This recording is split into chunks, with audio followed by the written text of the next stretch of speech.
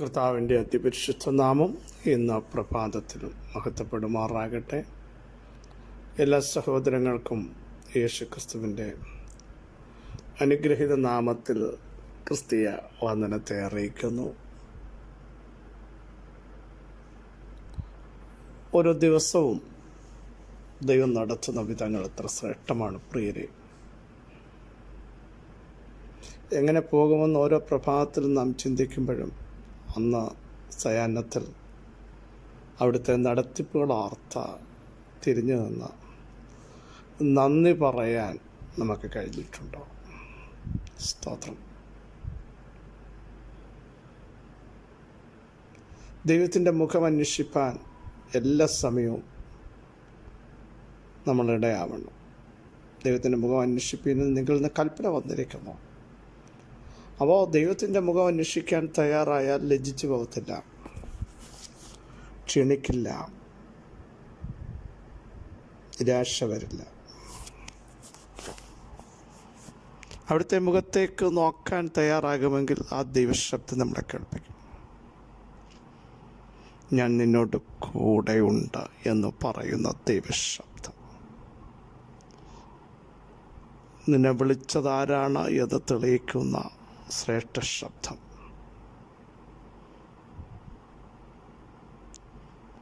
നീ വെള്ളത്തിലൂടെ പോകട്ടെ, ഞാൻ നിന്നോട് കൂടെയുണ്ട്. ഈ ക്ഷണമുള്ള കാറ്റടിക്കട്ടെ പൗലോസേ, നിന്റെ തലയിലെ ഒരു രോമത്തിന് പോലും കേടുവരത്തില്ല എന്ന് പറഞ്ഞ ദൈവം നിന്നോട് കൂടെയുണ്ട്.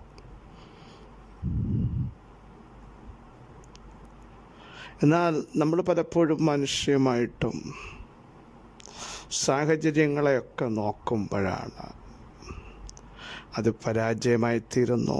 നമ്മുടെ ധൈര്യം ചോർന്നു പോകുന്നു, ബലം ക്ഷയിക്കുന്നു, നിൽക്കാൻ പറ്റാതെ പുറകോട്ട് പോകുന്നു. വിശ്വാസത്തിൻ്റെ നായകനും പൂർത്തി വരുത്തുന്നവനുമായ യേശുക്രിസ്തുവിനെ ശ്രദ്ധിച്ച് നോക്കാൻ കഴിയുമെങ്കിൽ ഇന്നലെയും ഇന്നും എന്നേക്കും മാറ്റമില്ലാത്തവൻ, അനന്യനായ ദൈവത്തിൻ്റെ ഭുജം തൻ്റെ ജനത്തിനു വേണ്ടി വെളിപ്പെടുത്താൻ എൻ്റെ ദൈവത്തിന് പ്രസാദമുണ്ട്. വിശ്വസിക്കുന്നവർ ആമേൻ പറഞ്ഞ് ഈ ദൂത് ഏറ്റെടുക്കട്ടെ. സഹോദരങ്ങളെ, നമ്മുടെ പിതാക്കന്മാർ ദൈവത്തിലെ ആശ്രയിച്ചില്ലേ? ദൈവത്തിൻ്റെ വചനം പറയുന്നു, അവർ ആശ്രയിക്കുകയും ദൈവം അവരെ വിടുവിക്കുകയും ചെയ്തില്ലേ? അവർ ദൈവത്തോട് നിലവിളിച്ചു, രക്ഷ പ്രാപിച്ചു, ലജ്ജിച്ചു പോയില്ല. അബ്രഹാം, ഇസഹാക്ക്, യാക്കോബ് അവർ ലജ്ജിച്ചോ? എത്രയോ ശക്തികൾ അവർക്കെതിരെ നിന്നു, ഫിലിസ്തീൻ ശക്തികൾ. അനേക രാജ്യങ്ങൾ തൻ്റെ ജനത്തിനെതിരെ നിന്നില്ലേ? പക്ഷേ പിതാക്കന്മാരുടെ ദൈവം ആരാന്ന് അവർക്ക് ഉറപ്പുണ്ടായിരുന്നു. പകുതിക്ക് ഇട്ടേച്ചു പോകാത്ത ദൈവം. മരുഭൂമിയിലൂടെ നടക്കേണ്ടി വന്നപ്പോഴും 40 സംവത്സരം ഈ ദൈവം ഇട്ടേച്ചു പോയോ? വഴി കാണിക്കാൻ ഇറങ്ങി വന്നില്ലേ? ശക്തമായ ചൂടുള്ള മരുഭൂമിയിൽ വിളിച്ചിറക്കിയിട്ട് ദൈവം തൻ്റെ ജനത്തെ തകർത്ത് കളഞ്ഞു. പകൽ മേഘസ്തംഭമായി ഏസിയായി ദൈവം ഇറങ്ങി വന്നില്ലേ? സ്വർഗത്തിൻ്റെ കിളിവാതിൽ തുറന്നില്ലേ? സമുദ്രത്തിൻ്റെ അടിത്തട്ടുന്ന ലിബിയാതാൻ്റെ തലകളെ തകർത്തില്ലേ? നിനക്ക് വേണ്ടി ഭക്ഷണം ഒരുക്കാൻ. നീ ചോദിക്കാത്ത വഴികളല്ലേ, ചിന്തിക്കാത്ത വഴികളല്ലേ ദൈവം നടത്തിയത്? അങ്ങനെയെങ്കിൽ എന്തിനാ സംശയിക്കുന്നേ? ആ ദൈവത്തിൻ്റെ ഭുജത്തെ ഒന്ന് ഉണർത്താമോ? ഹോവയുടെ ഭുജമേ ഉണരുക, ഉണരുക എന്ന് പറയാമോ? അന്ന് പ്രവർത്തിച്ച് ഇന്നലെ കഴിഞ്ഞ വർഷം നിങ്ങളെ നടത്തിയ ദൈവം, കഴിഞ്ഞ മാസം നടത്തിയ ദൈവം ഈ പ്രഭാതത്തിൽ നമ്മുടെ കൂടെയില്ലേ? ധൈര്യത്തോടെ എത്ര പേർക്ക് പറയാൻ കഴിയും, ആ ദൈവം ഒന്നേക്കും എൻ്റെ ദൈവമാണ്.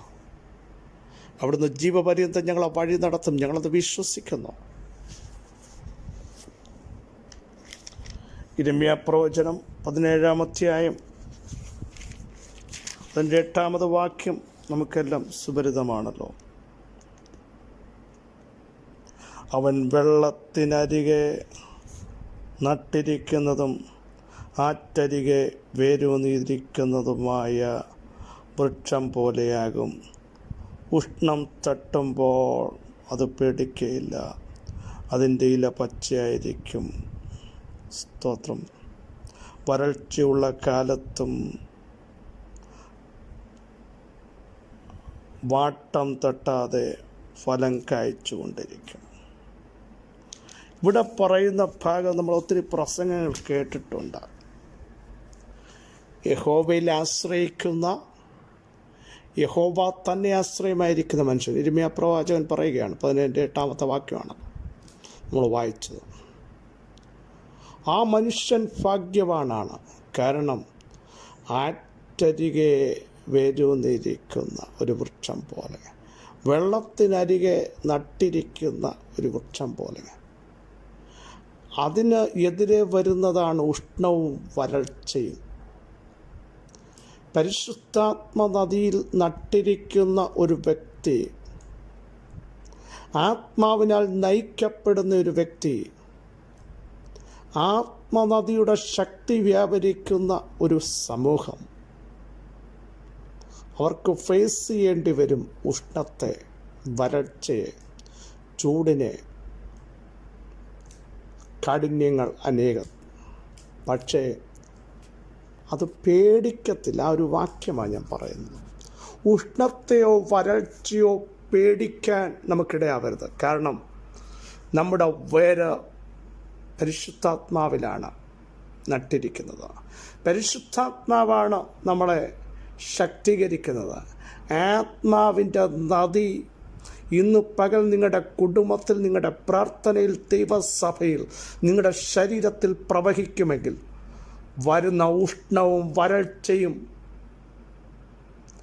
വേരോട് ഉണക്കിക്കളയുമെന്ന് വാദിക്കുമ്പോൾ അഭിഷേകമുള്ളവൻ പറയും, അതിവിടെ നടക്കില്ല. കാരണം ഞങ്ങളുടെ വേര് അറ്റരികത്ത് നട്ടിരിക്കുകയാണ്, പരിശുദ്ധാത്മാവിലാണ് ഞങ്ങൾ നട്ടപ്പെട്ടത്. ഹല്ലേലൂയ. വരൾച്ച വരുമ്പോൾ വരൾച്ചയോട് പറ, അനേകരെ ഇത് ഉണക്കിക്കളഞ്ഞ വരൾച്ചയാണ്, തകർത്ത് കളഞ്ഞതാണ്, കരിച്ചു കളഞ്ഞതാണ്. പക്ഷേ ഞങ്ങളെ കരിക്കാൻ പറ്റില്ല, അല്ലേ? അക്ഷരാർത്ഥത്തിൽ എബ്രായ പാൽമാരെ നോക്കൂ, അവർ അഭിഷേകമുള്ളവരായിരുന്നു, പ്രാർത്ഥിക്കുന്നവരായിരുന്നു, ദർശനം കാണുന്നവരായിരുന്നു, ദൈവത്തിൻ്റെ മുഖമന്വേഷിക്കുന്നവരായിരുന്നു, വിശുദ്ധിക്ക് വേണ്ടി നിന്നവരായിരുന്നു, അശുദ്ധി തീണ്ടാത്തവരായിരുന്നു, ദൈവമഹിമ ശക്തിയോടെ രാജ്യത്ത് പ്രഖ്യാപിക്കുന്നവരായിരുന്നു. കരിച്ചു കളയാൻ, ഇല്ലാതാക്കാൻ, ചാമ്പലാക്കാൻ നോക്കിയെങ്കിലും ആ ശക്തികൾക്ക് തെറ്റുപറ്റി. എൻ്റെ ദൈവത്തിൻ്റെ മഹത്വം അവിടെ ഇറങ്ങിയപ്പോൾ ലോകത്തിൽ ഒരു ശക്തിക്കും അവരെ കരിക്കാൻ പറ്റിയില്ല. അഭിഷേകമുള്ളവനെ കരിക്കാനും തകർക്കാനും ശൂന്യമാക്കാനും വരൾച്ചയുടെ നടുവിലേക്ക് എടുത്തെറിയാനും സാധ്യമല്ല. അവിടെയും അവൻ വളർന്നുകൊണ്ടിരിക്കും. ആ വരൾച്ച വരുമ്പോഴും ഉഷ്ണം വരുമ്പോഴും അതിൻ്റെ ഇല പച്ചയായിക്കൊണ്ടിരിക്കും. അത് ഫലം കൊടുക്കും, അത് ആത്മാവിൽ ശക്തമാകും, അത് കൃപാവരങ്ങൾ കൊണ്ട് നിറയും, അത് പ്രാർത്ഥനയിൽ ശക്തിയാകും, അത് വിശ്വാസത്തിൽ ശക്തരാകും, ആത്മാവിൽ അത് ഉണർന്നെഴുന്നേക്കും. സ്തോത്രം. ഇന്ന് പകൽ ദൈവാത്മാവിന് തൻ്റെ ജനത്തെ നോക്കി പറയാനുള്ളത്, ഉഷ്ണം തട്ടും, വരൾച്ച ഉണ്ടാവും, വെല്ലുവിളി ശക്തമാകും.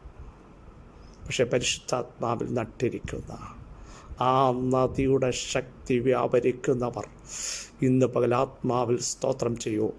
നിങ്ങളുടെ മേലെ ശക്തി സകല വരൾച്ചകളും മാറുക, ഉഷ്ണത്തിൻ്റെ ശക്തികൾ തിരിഞ്ഞു മാറുക. കാരണം അവിടേക്ക് അടുക്കാൻ പറ്റില്ല. അടുത്താൽ പോലും ഇതിൻ്റെ വേര് പരിശുദ്ധാത്മാവിനകത്തേക്ക് നട്ടപ്പെട്ടിരിക്കുക. ആ നദിയിലേക്ക് ഇന്ന് പകൽ ആ നദിയുടെ പ്രവാഹം നിൻ്റെ അകത്തേക്ക് വ്യാപരിക്കുമ്പോൾ ഭയങ്കര ദൈവ സാന്നിധ്യത്താൽ നീ ശക്തമായി പച്ച പിടിക്കാൻ പോകുക. പച്ച പിടിപ്പിക്കത്തില്ലെന്ന് പറയുമ്പോൾ ഇല്ല, അഭിഷേകമുള്ളവൻ പച്ച പിടിക്കും. യേശുവിൻ്റെ നാമത്തിൽ അവൻ കായ്ക്കും. ഒറ്റ രാത്രി കൊണ്ട് അവൻ പൂത്ത് അനേകർക്കൊരടയാളമായി തീരാൻ ഇന്ന് പകൽ ദൈവാത്മാവിന് പദ്ധതിയുണ്ട്. അഹരോൻ്റെ വടി ഒറ്റ രാത്രി കൊണ്ട് തളർത്ത പൂത്ത ബദാം ഫലം കഴിച്ചതുപോലെ ഈ പകൽ ഈ ദൂത് വിളിച്ചു പറയുമ്പോൾ തന്നെ പ്രാർത്ഥിക്കുന്നവൻ്റെ വടി, അഭിഷേകമുള്ളവൻ്റെ വടി, ഹല്ലേലൂയ, ഉണക്കവടിയ പക്ഷെ പിറ്റ പ്രഭാതമാകുമ്പോൾ അതൊരടയാളമായി മാറും. ഓ ഹല്ലേലൂയ, ഈ പകൽ ഉണങ്ങിപ്പോയി എന്ന് പിശാച് പറയില്ല. ഒറ്റ രാത്രിയിൽ, പ്രാർത്ഥനയുടെ രാത്രിയിൽ, വിശ്വാസത്തിൻ്റെ രാത്രിയിൽ, അഭിഷേകത്തിൻ്റെ രാത്രിയിൽ ചിലത് പുറത്തു വരുന്നത് പച്ച പിടിച്ചാണ്, ഫലം കഴിച്ചുകൊണ്ടാണ്, ദേശത്ത് അടയാളമാക്കിക്കൊണ്ട് ഒറ്റ രാത്രി കൊണ്ട് ചില അത്ഭുതങ്ങൾ പ്രാർത്ഥിക്കുന്നവൻ, അഭിഷേകമുള്ളവൻ കാണാൻ പോകും. യേശുവിൻ്റെ നാമത്തിൽ പരിശുദ്ധ ദൈവമേ, സ്വർഗസ്ഥ പിതാവേ, ഞങ്ങളെ കേൾപ്പിച്ച ആലോചനയ്ക്കായി സ്തോത്രം ചെയ്യുന്നു. യഹോവയിൽ ആശ്രയിക്കാൻ, യഹോവ തന്നെ ആശ്രമയിരിക്കാൻ ഞങ്ങൾ ഇന്ന് പകലേൽപ്പിക്കുമ്പോൾ ഞങ്ങളെ ഉണക്കിക്കളയാൻ, കരിച്ചു കളയാൻ, ചമ്പലാക്കാൻ, ഉഷ്ണം തട്ടിക്കാൻ നോക്കുന്ന ശക്തികൾ പരാജയപ്പെട്ടിരിക്കാൻ സ്തോത്രം.